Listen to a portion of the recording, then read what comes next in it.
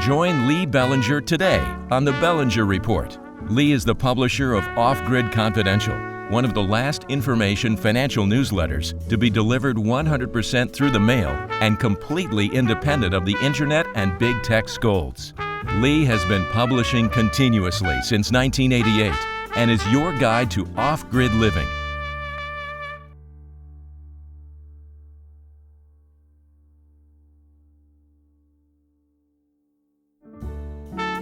Join Lee Bellinger today on the Bellinger Report. Lee is the publisher of Off-Grid Confidential, one of the last information financial newsletters to be delivered 100% through the mail and completely independent of the internet and big tech scolds. Lee has been publishing continuously since 1988 and is your guide to off-grid living. Hi, this is Lee Bellinger of the Bellinger Report, and I am having a conversation this afternoon with Dan Pilla, America's foremost tax expert. Dan has recently done a very, very critical article in National Review Online, and it's an analysis of some of the more draconian things in the coming out of Congress right now. It's called technically the General Explanations of the Administration's FYI 22 Revenue Proposals. Now, Dan's more interesting than this title of the government, but he's going to talk to me today about some of the more draconian, scary, insane things that's been ladled into some of this recent legislation. And Dan, let's just kind of go down the template of your article here in National Review, because it's right up and to the point. And I think the country is very interested in hearing what you have to say about this, about the financial spying operation. You have been predicting this for a very long time. You've noted that every year, hidden in legislation that's passed, is more and more surveillance and compliance stuff. So why don't we kick off with that? And maybe you could just, let's start with the $600 spying thing and what that actually means. Yeah, sure, Lee. That's an important place to start off. And of course, my article on National Review Online was focused specifically on that $600 issue. Just to simplify the title of the document that you just read, what is 14 or 15 word title. You're not going to make me say that again, are you? No, don't repeat it. Please don't repeat it. Actually, we can just refer to it, Lee, as the Green Book. The Treasury Department's tax proposals are put out in this detailed, very painstaking publication, but we call it the Green Book for short. So with the emphasis on pain. Yeah, exactly. Emphasis on pain, especially this time around, Lee, no question about it. The $600 spying, what is that all about? Well, first of all, the administration has taken a tremendous amount of heat, as they should, over this $600 issue. And what they're talking about, Lee, just to put this in perspective for listeners now, what they're talking about here is a requirement that would mandate that every bank, every financial institution, lending organization, mortgage company, anybody like this would have to mail a report to the Internal Revenue Service every year. And of course, we're not talking about mailing it in paper form. They want this stuff filed electronically, naturally, because there would be billions of such reports. So now I have a question for you, just a quick question. I apologize for the interruption, but are people better off sending in paper returns from a privacy point of view? Well, as a matter of fact, you almost can't anymore, Lee. I've always liked the paper returns because of the ability to audit-proof your tax return with a Form 8275 and supporting documents if that becomes necessary. You typically can't do that with an e-filed tax return. All right. And 8275 is a form that I've been talking about for decades. It is, I call it the audit proof form. It's actually titled by the IRS as a disclosure statement, and it allows you to provide information with the tax return that will answer any potential questions raised in the tax return. And that way, Lee, you can circumvent a face-to-face audit, because if your return is flagged for examination because there's a questionable item on your return and you provide the disclosure statement and the supporting information on the front end, well, guess what? That eliminates the need of a face-to-face examination when they've got all the information they need right in front of them right there to resolve the question. You can't do that electronically when you e-file the returns. And so that is an issue that I have had with this whole e-filing process. The problem with that strategy is if you have a tax professional prepare your return, like about 65% of the people in America, probably closer to 70% of the people in America are now using a tax pro to do their tax returns. And if that tax professional files more than 10 tax returns a year, he's mandated or she's mandated to use the electronic filing process. So if you're using a tax pro, you might not even have a choice whether you want a paper file or e-file. Okay, very good. Okay, continue with your privacy point. I'm sorry. All right, so yeah, the privacy question, it revolves around this, Lee. There's a proposal in the administration right now that every bank, every financial institution, every financial organization of any kind must file a report with the Internal Revenue Service, an annual information return on any account that shows in and out transactions of at least $600 a year. All right. So if you deposit $1,000 into your bank, Lee, then you have exceeded the threshold of $600. All right. So we're not talking about net transactions. We're talking about any transaction that is $600,000 or that is 600, not 600,000, $600 a year must get reported to the Internal Revenue Service.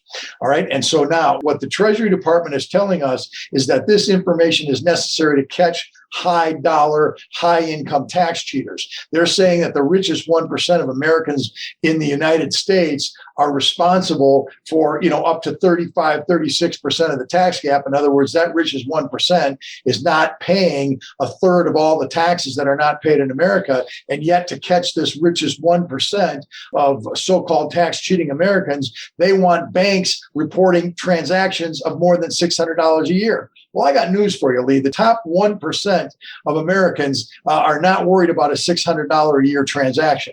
The fact of the matter is that the poorest Americans have more than $600 worth of transactions in their bank account in a given year. And the fact is they have more than $600 in a month.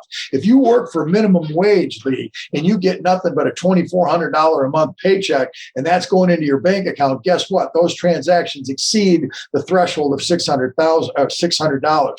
So the idea that this is about tracking and catching high dollar tax cheats is absolute nonsense. What they want, Lee, is real-time access to every financial database in the country, whether it's a mortgage company, a credit card company, a savings and loan, a bank.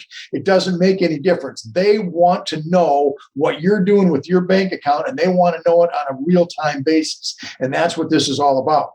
Now, I started a couple of minutes ago by saying that the administration is getting a bad rap in connection with this, that they're taking a lot of heat over this proposal, as they should. But the fact of the matter, Lee, is this is not Biden's idea.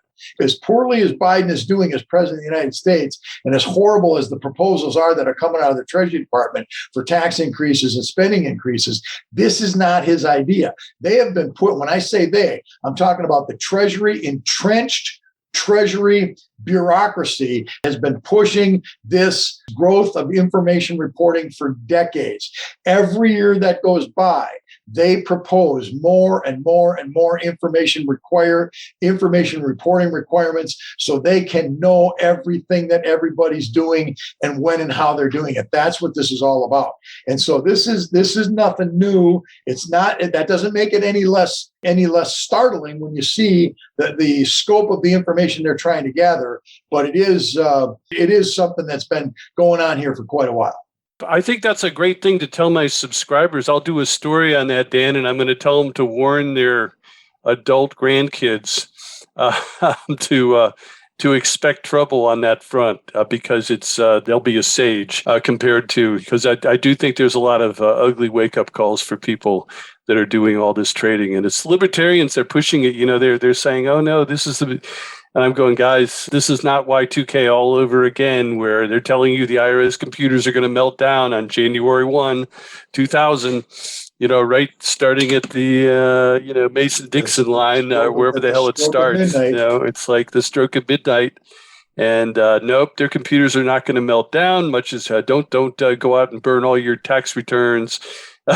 So the game never ends on this stuff. So let me ask you something. Just a general question. When they start monitoring $600 and, when they start putting all these massive widespread compliance things, doesn't that in a way create more anonymity in a manner of speaking? I know they can use algorithms to detect things, but my belief is that if you demand all the information, the question becomes, what the hell do you do with it? And does it not dilute the impact of... You've put your finger on exactly the question that's been asked over and over again here. And that is, okay, so we've got all this massive reporting. How is the IRS ever going to assimilate that material, put it into some usable fashion, and then use it for follow-up purposes? Well, I got news for you, Lee. The IRS is contracting and has been contracting with, I believe the company is Palantir. You know who Palantir is? No. This is the company that invented PayPal and some of these other massive database companies. Our friendly big tech friends. IRS has active contracts, Lee, with this company specifically to design software that will handle massive, and this is the language in the contract, massive amounts of data to be able to sort and assimilate that data into usable form, and particularly to allow the users of that data to form their queries in such a way as to tap or mine that data for follow-up purposes. So, Lee, they've thought of that problem, and they've got this contracts in place now. They've been in place for a while. In fact, one of my National Review articles from some time ago talked about this very thing, that big IRS is using big tech organizations to create a not a spying platform, but a platform that will synthesize the data that their spying activities gather for them. It's almost like what Bank of America did a big search and found all the people that had traveled to the District of Columbia on the 6th of January. And so it's crazy. Do you think any of that's do you think that's ultimately going to melt down? Do you think that in the end, it's just going to keep getting worse and worse? Well, and that's the $6 million question. Is the IRS, even if they have the technology, even if they build the databases and the mining equipment to be able to mine through these databases, are they going to be able to use it? Well, a year ago, I would have told you no, because the IRS is just so top heavy and is collapsing of its own weight. But the fact is, if this Biden administration plan goes through to fund the IRS to the tune of $80 billion more dollars, what that's going to do, Lee, is double their budget. All right, it will just about double their budget. Right now, they're plus or minus $13 billion per year in the IRS's budget. They're going to add $8 billion to that, so that's almost double. And then another $8 billion every year for the next 10 years is the Biden administration plan. IRS wants to hire more people, no question about that. Now, where are they going to get the people? All right, we've got a problem in America right now, Lee, and you know this better than I do. Every business in America has a help wanted sign on the door, right? They can't find people willing to work because people have been getting so many free government benefits over the last 18 months. Why go to work when you don't have to? But the IRS has an advantage. Any government agency has an advantage that private sectors don't have, Lee. They've got the instantaneous benefits that go along with the salary. They got the high dollar salaries. They've got the unions that support their jobs. These people get hired. It's almost impossible for these government workers to be fired. You know this. All right. So they've got all these distinct advantages. These government agencies have all these distinct advantages over private sectors. And so, in my opinion, they're going to be cherry picking the employees away from private sector. And so, yeah, you are going to get the people in the Internal Revenue Service doing the jobs that the IRS wants them to do. They're going to have the money to do it with the extra $8 billion a year. And then at that stage of the game, they're going to turn the dogs loose, Lee. The fact is, the Treasury Administration released an article on its website a week ago. One of my most recent articles on National Review was a rebuttal to that particular Treasury Department article, but the Treasury Department uses the phrase attack on small businesses. That's their phrase, Lee, not mine. They intend to launch an all-out attack on small businesses, believing that businesses are the source of all the tax cheating that's going on in America, and they intend to bring down small businesses. Now, Lee, again, this is not hyperbole on my part. This is not conspiratorial thinking. This was an article on the Treasury website not a week ago. I'll call it 2 weeks ago now. Are they taking it down yet? No, I haven't seen them taking it down. No, but my rebuttal ran in National Review and got tremendous response. That's something your listeners can look up too as well if they wish to. And if you send me that article, I'll do something with that too. If you've got it, will you throw me the link to it? Yeah, absolutely. Good, good. Okay, so I think we've covered what we need to cover today. We are going to talk about an additional installment about why bookkeepers, how they've been co-opted by the system, which you just implied they were, because if they do more than 10 returns a year, they have to file electronically. I think that's something worth talking about. Sure.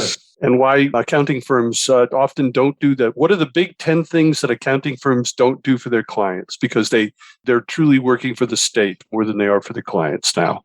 And I think that's something we can chat about some more. Absolutely. So, Dan, a lot of people have questions about, can you give your website information for us and just their phone numbers so that if anybody has any IRS trouble, because you're the guy they need to go talk to.